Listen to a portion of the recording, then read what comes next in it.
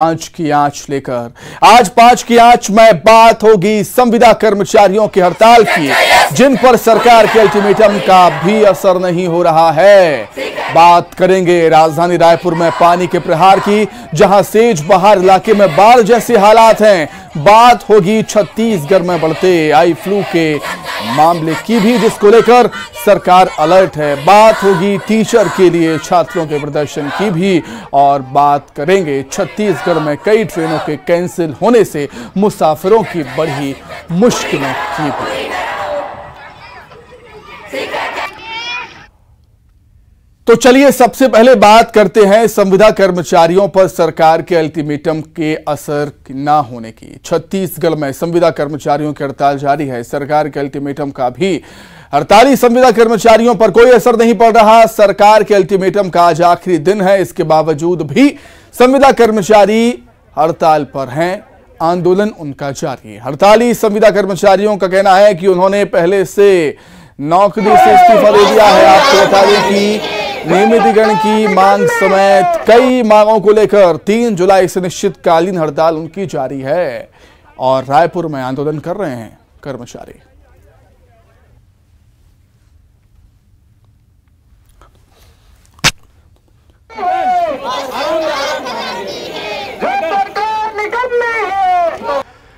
तो आपने देखा किस तरीके से घुटने टेक कर संविदा कर्मचारियों ने प्रदर्शन किया था।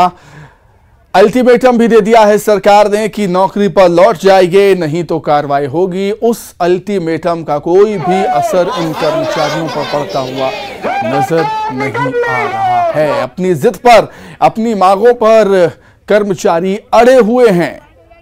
इस कदर अड़े हुए हैं कि सख्त कार्रवाई के निर्देश, सख्त कार्रवाई की चेतावनी हम कह सकते हैं, सख्त कार्रवाई की चेतावनी अल्टीमेटम सरकार की तरफ से दिया जा चुका है, लेकिन उसका कोई भी असर नहीं है।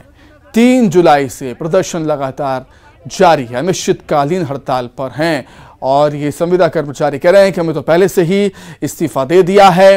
नियमितीकरण की मांग है इनकी, और भी कई मांगे हैं जिनको लेकर आंदोलनरत हैं संविदा कर्मचारी। चुनावी साल है, कोशिश है संविदा कर्मचारियों की कि उनकी मांगों पर ध्यान दिया जाए, उनकी मांगें मान ली जाए, लेकिन सरकार की तरफ से अभी तक कोई आश्वासन नहीं मिल पाया है।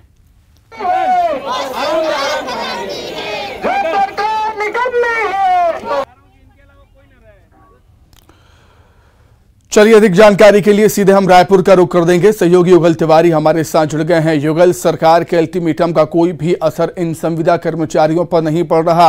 अपनी जिद, अपनी मांगों को लेकर ये अड़े हुए हैं। ये तो कह रहे हैं कि हमने तो इस्तीफा दे दिया है। देखिए सुमित, पहली मैं तस्वीर दिखा रहा हूँ। यहाँ पर प्रदेश अध्यक्ष भी हैं, संविदा कर्मचारी के कार्यकारी अध्यक्ष भी है, प्रवक्ता भी है। हम उन्हीं से बात कर लेते हैं कि आज अल्टीमेटम का आखिरी दिन है, क्या चाहते हैं आप लोग? देखिए, आंदोलन तो जारी रहेगा। हमारा एक निवेदन है कि लोकतंत्र में किसी भी प्रकार की अगर कोई समस्या आ रही है नियोक्ता और कर्मचारी के बीच में, तो उसका समाधान संवाद के माध्यम से निकलना चाहिए। 25 दिनों के आंदोलन के पश्चात भी अगर सरकार संवाद न करके दमनपूर्ण कार्रवाई करते हुए एस्मा इस प्रकार के अल्टीमेटम दे रही है, तो सरकार को एक बार पुनः विचार करना चाहिए कि जब अगर हमारी सरकारें अतिवादियों से बात कर सकती हैं, विद्रोहियों से बात कर सकती हैं, तो अपने ही कर्मचारियों से क्यों बात नहीं कर रही हैं? ठीक है, एस्मा लग चुका है तो बातचीत का रास्ता कहाँ बचता है फिर? हाँ, एस्मा लग चुका है, लेकिन हमारे जो कर्मचारी हैं जिस दृढ़ता के साथ मैदान पर डटे हुए हैं और सरकार का जो भी ये हम लोग के लिए कसा जा रहा है, एक शिकंजा कसने की कोशिश की जा रही है, लेकिन जो नियमितीकरण की मांग है 4.5 वर्ष से जो जारी है, और उसके लिए हमारे जो साथी एकजुट हैं और उसी एकजुटता के साथ चाहे हमारी नौकरी चली जाए, लेकिन हम जो नियमितीकरण की मांग कर रहे हैं, हमारी नौकरी की सुरक्षा और सामाजिक दृष्टि से, इन सभी के लिए हमारे कर्मचारी लगातार डटे हुए हैं। चाहे कितनी भी बेफरमानी सरकार लगा दे, लेकिन हमारे कर्मचारी आंदोलन पर डटे रहेंगे और नियमितीकरण को लेकर ही जाएंगे, तब इस मैदान से उठ के जाएंगे। 27% भत्ता भी मिला, कई कर्मचारी खुश हैं, ऐसा सरकार कह रही है, लोग कह रहे हैं। तो क्या लगता है कि बातचीत रास्ता आप लोग तय नहीं करना चाहते? सरकार के सारे सवालों का जवाब केवल एक है, उनका जनघोषणा पत्र, जिसमें उन्होंने नियमितीकरण का वादा किया था। जो 27% का शिगुफा उन्होंने छोड़ा है, वो हमारी कोई मांग नहीं रही थी, वो जो सतत प्रक्रिया जो बढ़ती आ रही है वो है। और मैं आपके माध्यम से बताना चाहूंगा कि आप 26 जुलाई को जो हमारे हजारों की संख्या में यहाँ साथी उपस्थित हुए थे, वो कमलप्रीत साहब के जो पत्र है उसका सीधा सा जवाब उन्होंने दे चुके हैं कि हम आंदोलनरत हैं। और उन्होंने जो पौने 5 साल पहले जो उन्होंने हमने नियमितीकरण का वादा किया था, सरकार संवाद के माध्यम से इस समस्या का समाधान करना चाहती है। और मैं आपके माध्यम से पुनः निवेदन करता हूं कि पूरा कर्मचारी जगत, संविदा कर्मचारी का एक एक पदाधिकारी सरकार से संवाद करना चाहता है। आप एक स्वस्थ माहौल तैयार करते हुए हमारे साथियों से संवाद करें, जरूर एक रास्ता निकलेगा। 47 विभाग के कामकाज ठप हैं, लोगों को परेशानी हो रही है। एक फर्ज भी हमारा बनता है, अधिकार के लिए हर कोई लड़ता है, कर्तव्य भी है।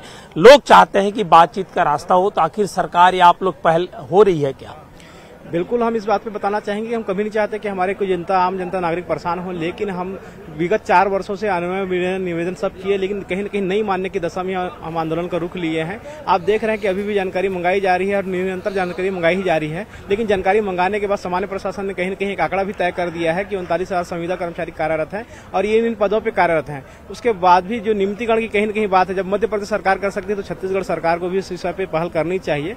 और रही बात हमारे संविदा कर्मचारियों की, तो संविदा कर्मचारी की कोई नई मांग नहीं है, ये जनघोषणा में शामिल है और सरकार ने खुद हमसे वादा किया था कि आपकी मांगों को पूरे जी।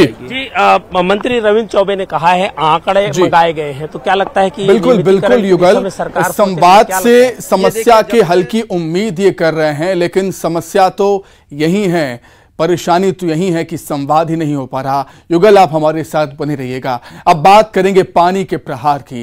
राजधानी रायपुर में भारी बारिश के चलते सेज बहार इलाका पूरी तरह से जलमग्न हो चुका है। सैकड़ों लोग बाढ़ के पानी में फंस गए।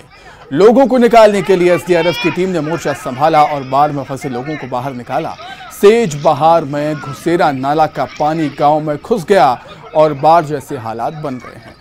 लोगों ने सुबह देखा कि पूरा गांव जलमग्न है। स्थानीय प्रशासन को सूचना देने के बाद इलाके में राहत और बचाव कार्य भी शुरू हो गया है।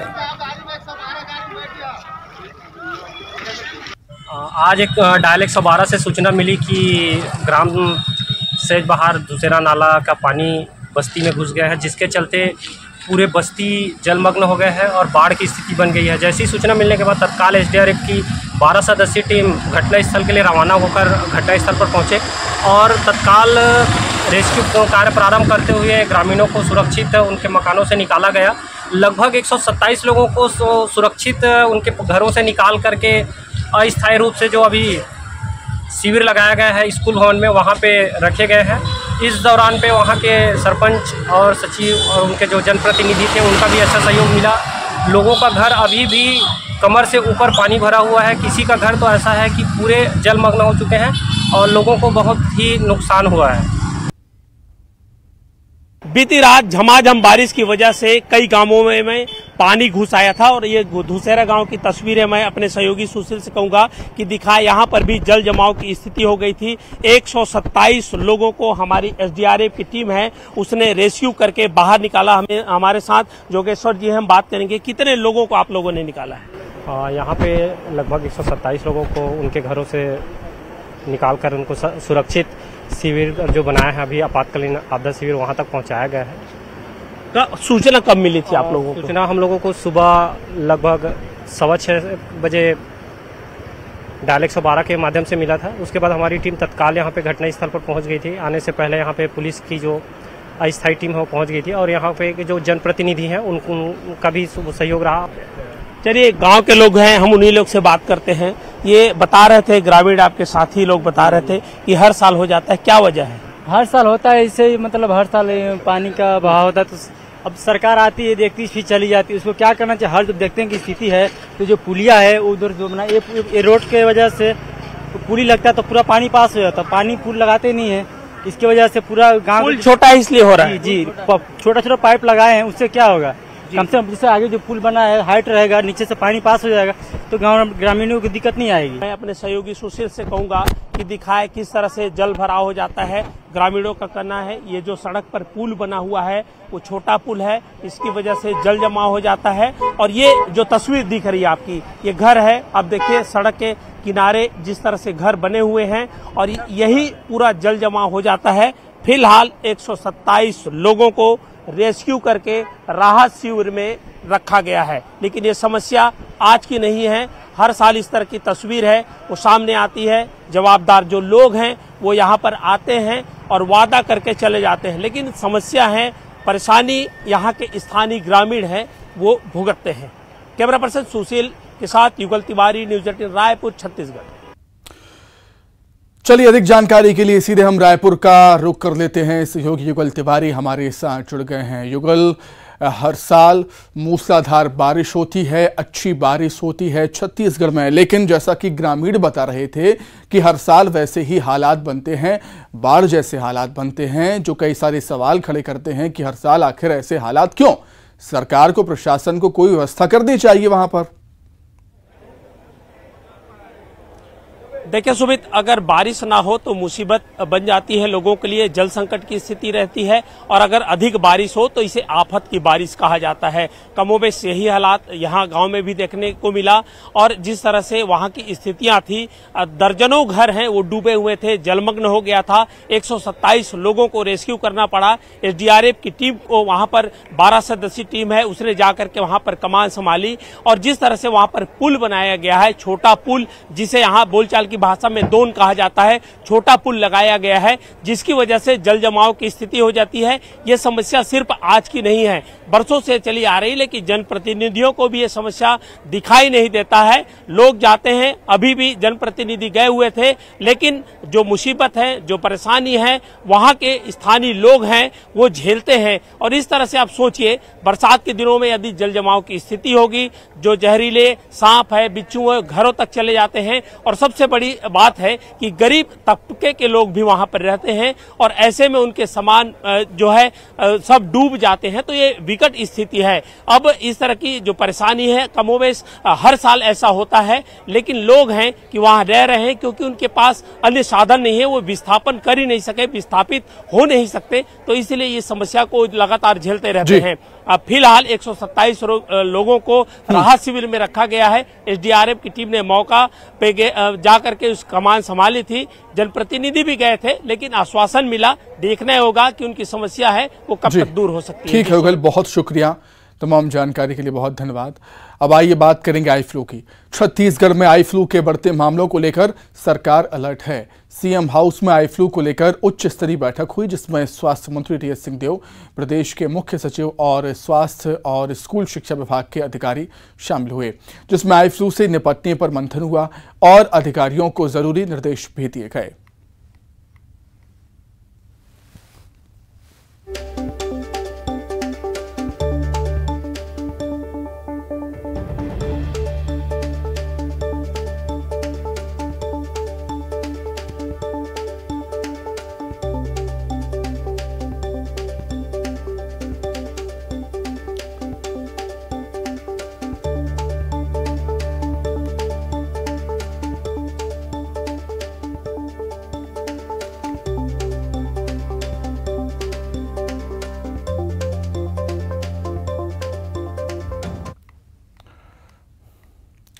और अब बात करेंगे महासमुंद की, जहां शिक्षक की कमी से परेशान छात्रों ने स्कूल में तालाबंदी कर प्रदर्शन किया। छात्रों का कहना है कि स्कूल में भूगोल, जीव विज्ञान, रसायन, हिंदी के टीचर्स की कमी है, जिससे उनकी पढ़ाई बाधित हो रही है। 5 साल छात्र शिक्षकों की नियुक्ति की मांग कर रहे हैं 5 सालों से, लेकिन जिम्मेदारों ने उनकी अभी तक सुध नहीं ली, जिसके बाद उन्होंने मजबूर होकर स्कूल में तालाबंदी कर दी।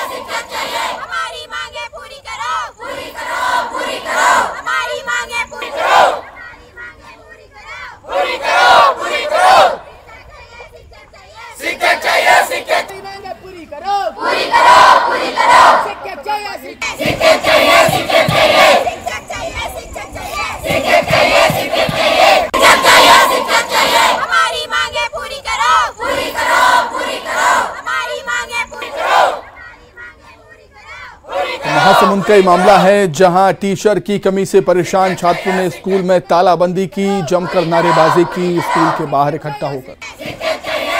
छात्रों का कहना है कि स्कूल में भूगोल, जीव विज्ञान, रसायन, हिंदी के टीचर्स की कमी है, जिससे उनकी पढ़ाई प्रभावित होती है, बाधित होती है। इसी के साथ ही 5 की आंच में फिलहाल इतना ही। नमस्कार।